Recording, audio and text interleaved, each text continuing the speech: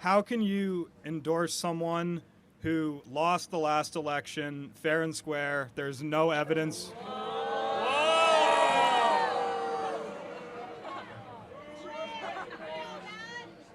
Let him finish, guys. Republican secretaries of state claimed it was fair. Trump tried to leverage the Georgia Secretary of State, Brad Raffensperger. He used to find me 11,700 votes. He has no respect for losing in our system. And what happened on January 6th happened on January 6th. A disaster. Our capital got stormed for the first time since 1812. You people claim to love America. Like, how does that not fire you up? All right, so it's a fair question. So let's talk through a couple elements of this. First, do you think the CIA should involve itself in American elections? No. Okay, so it did in 2020. Show me proof. Okay, well, Tulsi Gabbard knows this. She could tell you 50 intel officials colluded, led by Tony Blinken, due to declassified emails, signing an open letter calling the Hunter Biden laptop So Russian. why weren't any of the lawsuits Let me successful? finish. I did not. Hold on. He raised plenty of them. Hold on a second. I didn't interrupt you, right? So let me finish. 50 intel officials, current and former, signed a letter that was used to censor on social media the fact that there is a laptop owned by Hunter Biden that showed very suspicious and criminal activity by both Hunter and Joe Biden. According to the Media Research Center, 1 out of 4 voters in swing states would have changed their vote if they would have known about the Hunter Biden That's laptop. an utter ridiculous statement Well, to make. I just cited it. He lost by 7 million votes. Well, hold on. No. He lost by On the popular vote. 42,000 votes across 3 states. Hold on, pal. How much did he lose Arizona by? Okay. No. Hold on. How much did he lose this state by? It's not about the final score. It's 10? a winner and a No, loser. hold He on. lost. No, That's how our system works. We have an electoral college system. Yeah. So how who much? got the electoral votes? No, of course Biden did. But what was the margin in Arizona? I don't know. It was It's 10,000 Not votes. in the back of my head. Yeah. So how much in Georgia? It was 11,700. That's what he told Raffensperger to find and him. in Wisconsin, it was a Republican Let who me denounces finish. them. And in Wisconsin, it was 21,000, right? So it was actually 42,000, not 7 million. So when you're talking about the CIA and the Department of Justice signing a letter that was then used to, I did not have my Twitter account for 30 days. We were not allowed to mention the Hunter Biden laptop. Because you violated a private company's privacy. Well, no, actually, I didn't. guidelines. It's actually Yes, you did. No, because of the Twitter files, thanks to Elon Musk, we now know the FBI told Twitter to say you are not allowed to mention the Hunter Biden laptop. Am I correct in this, Tulsi? That's correct. And So you don't trust the FBI at all? Well, People who not have at all. devoted No. their life to civil service. That's a red herring. I'm saying in that instance, Yoel Roth. Do you know who Yoel Roth was? I don't know Yeah, who okay. Roth Yoel is. Roth was the head of security, trust, and safety for Twitter that had what's called a standing room meeting every Tuesday with the Federal Bureau of Investigation in San Francisco, where they met about Russian threats to American interference of elections, and they said this laptop is not allowed to be discussed on your platform. That impacted our election. People made their decisions differently in 2020, not knowing the full picture that this laptop existed, and that was the October surprise. So you would agree that that's not a fair You think election. the laptop would have flipped the election for him? Well, we're talking about 42,000 votes in 3 states, and I already cited a study that 1 in 4 swing voters would have changed study their, by who? the Media Research Clarence Center. Thomas's Winnebago buyer? Like, who funds these? I just said by the independent, nonpartisan Media Research Center, where they said 1 out of 4 voters would have changed their opinion. So I just want to make sure we're clear, though. You agree our government should not interfere with our elections. Well, they have to regulate them by nature. That's the states have to. Well, no, hold on. Otherwise, you wouldn't have an election because you need rules I and said a judge. interfere. So should the federal government be able to restrict our speech during elections? Well, when you have what happened in 2016, where Russian disinformation spreads all over Facebook and other platforms, then you have. So wait, it was not a lie. who is- It was not a lie. It- Read the Mueller report. Another Republican. Wait, you realize respected. the Mueller report found that there was no tangible collusion between Donald Trump or the Russian Federation. It wasn't about, but hold it on, wasn't just a collusion thing. It's a I- 430-page report. I He want to talks try to about- find common ground here, okay? I want to try to find common ground. Can we agree that 2020 was decided by very few votes?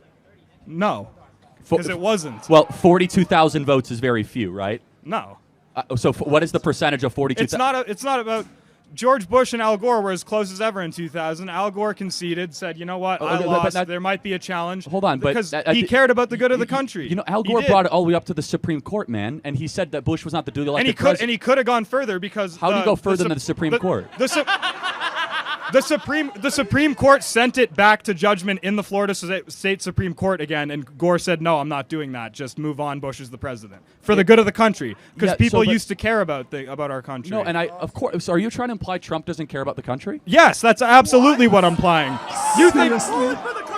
You think he sits in his gold room in Trump Tower and thinks, "Oh, how can I make things better for everyday Joe?" So let me ask one thing, and I'd love to have Tulsi. Just help me understand.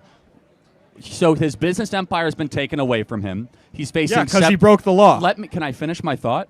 He's facing 700 years in federal prison. He's been shot once with multiple assassination attempts. Why keep running for president if he doesn't love the country? Because 100 years from now in a history textbook, it's going to say Donald Trump's name, and that's what motivates narcissists.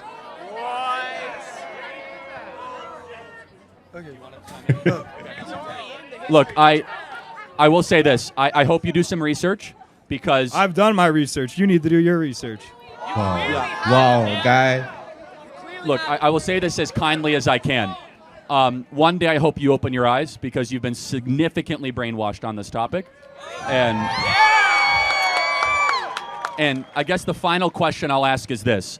If Donald Trump wins in 3 weeks, will you accept that as a legitimate result? Yes. Okay, I'll hold you to that. That's the difference between me and you. Okay, did Trump win in 2016?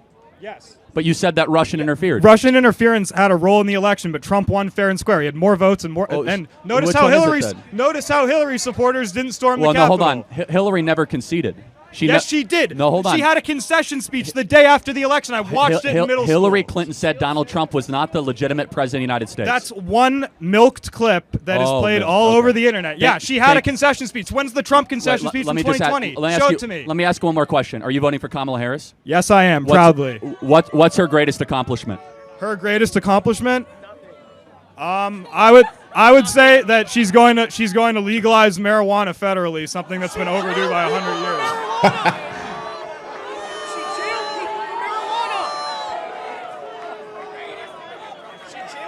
Thank you. She said it.